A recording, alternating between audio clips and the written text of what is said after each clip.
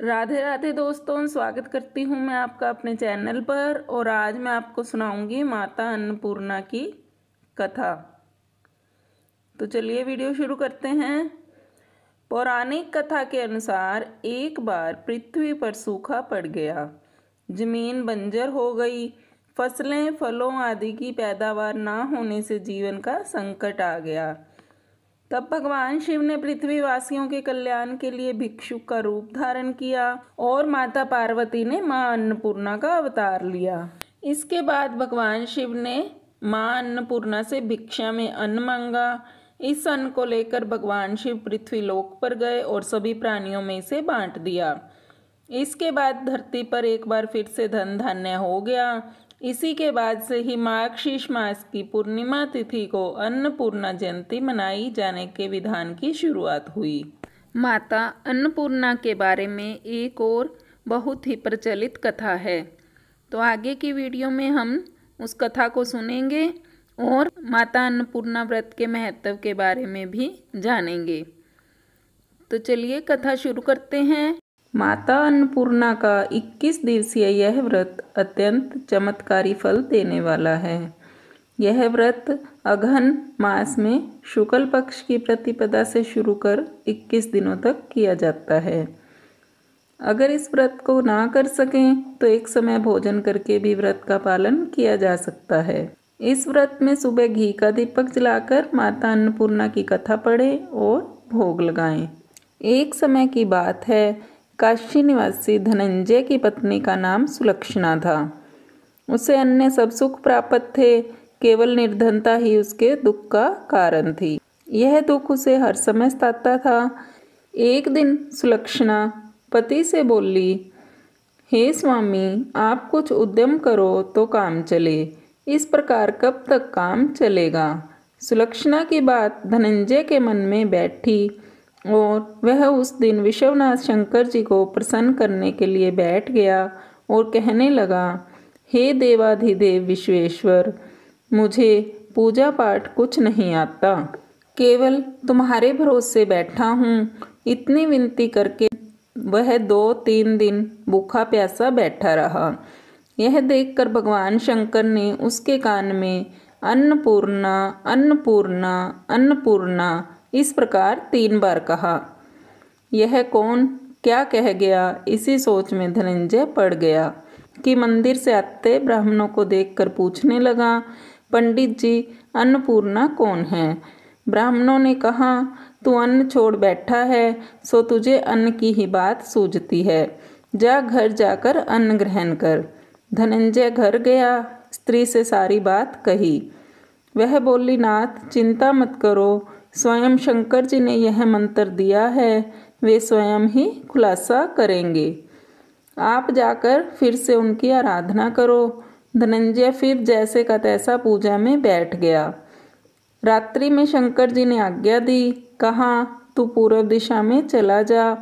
वह अन्नपूर्णा का नाम जपता जाता और रास्ते में फल खाता, झरनों का पानी पीता जाता। इस प्रकार कितने ही दिनों तक चलता गया। वहां उसे चांदी सी चमकती वन की शोभा देखने में आई, सुंदर सरोवर देखने में आया।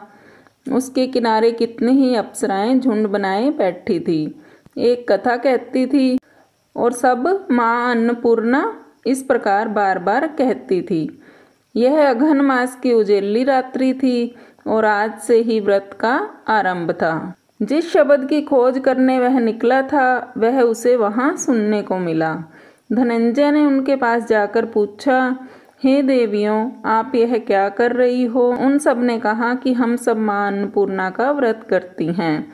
व्रत करने से क्या होता है, यह किसी ने किया भी है, इसे कब किया जाए, कैसा व्रत है और कैसी विधि है, मुझसे भी कहो।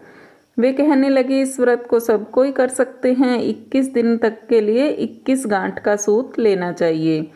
21 दिन यदि ना बने तो एक दिन उपवास करें। यह भी न बने तो केवल कथा सुनकर प्रसाद लें। निराहार रहकर कथा कहें। कथा सुनने वाला कोई न मिले तो पीपल के पत्तों को रख, सुपारी या घृत कुमारी वृक्ष को सामने रखकर, दीपक को साक्षी कर, सूर्य, गाय, तुलसी या महादेव को बिना कथा सुनाए मुख में दाना ना डालें। यदि भूल से कुछ पड़ जाए तो 1 दिवस फिर उपवास करें। व्रत के दिन क्रोध न करें और झूठ न बोलें। धनंजय बोला, इस व्रत करने से क्या होगा?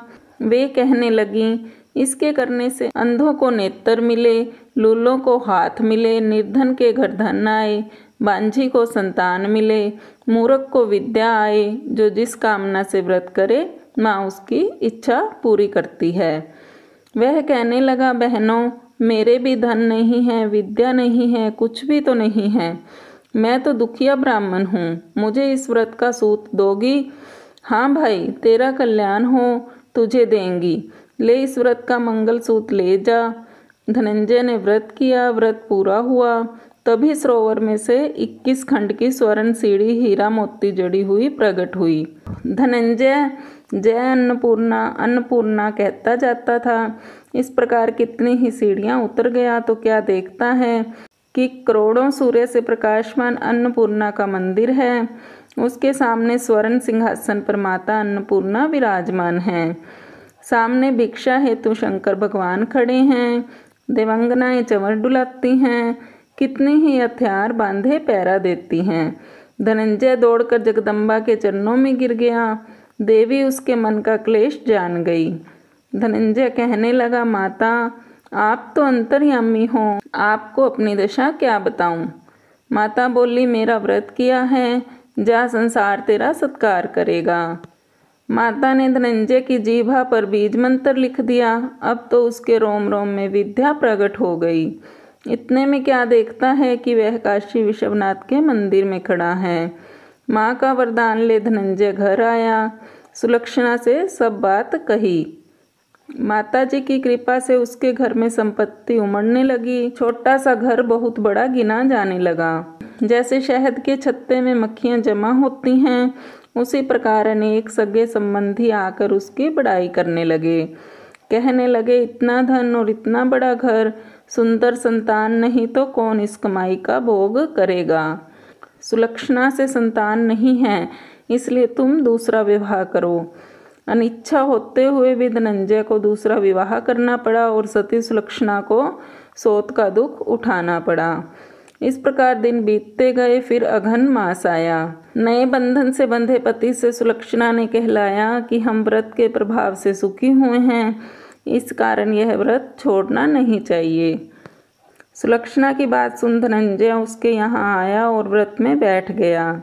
नहीं, बहू को इस बात की खबर नहीं थी। वह धनंजय के आने की राह देख रही थी। दिन बीतते गए और व्रत पूरे होने में 3 दिवस बाकी थे कि नई बहू को खबर पड़ी।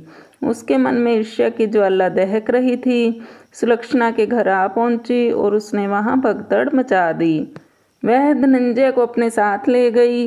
नए घर में धनंजय को थोड़ी देर के लिए निद्रा ने आ दबाया। इस समय नई बहू ने उसका व्रत का सूत तोड़कर आग में फेंक दिया। अब तो माता जी का कोप जाग गया। घर में अकस्मात आग लग गई। सब कुछ जलकर खाक हो गया। सुलक्षणा जान गई और पति को फिर अपने घर ले आई। नई बहू रूठकर पिता के घर में जा बैठी। पति को परमेश्वर मानने वाली सुलक्षणा बोली, नाथ घबराना नहीं, माता जी की कृपा अलौकिक है। पुत्र को पुत्र हो जाता है पर माता को माता नहीं होती। अब आप श्रद्धा और भक्ति से आराधना शुरू करो, वे जरूर हमारा कल्याण करेंगी। धनंजय फिर माता के पीछे पड़ गया। फिर वही सरोवर सीढ़ी प्रकट हुई। इसमें माँ अन्नपूर्णा कहकर वह उतर गया। वहां जा माता जी के चरणों में रुदन करने लगा। माता प्रसन्न हो बोली, मेरी यह स्वर्ण मूर्ति ले, उसकी पूजा करना, तू फिर सुखी हो जाएगा। जा, तुझे मेरा आशीर्वाद है। तेरी स्त्री सुलक्षणा ने श्रद्धा से मेरा व्रत किया है, उसे मैंने पुत्र दिया है। धनंजय ने आंखें खोली तो खुद को काशी विश्वनाथ के मंदिर में खड़ा पाया। वहां से फिर उसी प्रकार घर को आया। इधर सुलक्षणा के दिन चढ़े और महीने पूरे होते ही पुत्र का जन्म हुआ। गांव में आश्चर्य की लहर दौड़ गई। मानता आने लगा। इस प्रकार उसी गांव के निसंतान सेठ के पुत्र होने पर उसने माता अन्नपूर्णा का मंदिर बनवा दिया। उसमें माता जी धूमधाम से पधारी, यज्ञ किया और धनंजय को मंदिर का आचार्य का पद दे दिया। जीविका के लिए मंदिर की दक्षिणा और रहने के लिए सुंदर बड़ा सा भवन दिया। धनंजय स्त्री पुत्र सहित वहाँ रहने लगा। माताजी के चढ़ावे में भरपूर आमदनी होने लगी। उधर नई बहू के पिता के घर डाका पड़ा, सब लूट गया। वे भीख मांगकर पेट भरने लगे। सुलक्षणा ने यह सुना तो उन्हें बुला भेजा, अलग घर में रख लिया और उनके अन्न वस्त्र का प्रबंध कर दिया। धनंजय, सुलक्षणा और उनका पुत्र माताजी की कृपा से आनंद से रहने लगे। माताजी ने जैसे इनके भंडार भरे वैसे सबके भंडार भरे। कहते सुनते हुंकारा भरते सबकी मनोकामना पूरी करे। ये थी अन्नपूर्णा की कहानी। तो दोस्तों, आपको ये वीडियो कैसी लगी मुझे कमेंट करके ज़रूर बताएं। अगर आपको वीडियो अच्छी लगे तो वीडियो को लाइक करें, शेयर करें और मेरे चैनल को सब्सक्राइब करना मत भूलें। पास में लगे बेल आइकन को भी ज़रूर प्रेस करें, जिससे कि आने वाले नए वीडियो की नोटिफिकेशंस आपको मिलती रहे। Thanks for watching. मिलते हैं नई कहानी के साथ अगली वीडियो में। तब तक के लिए राधे राधे दोस्तों।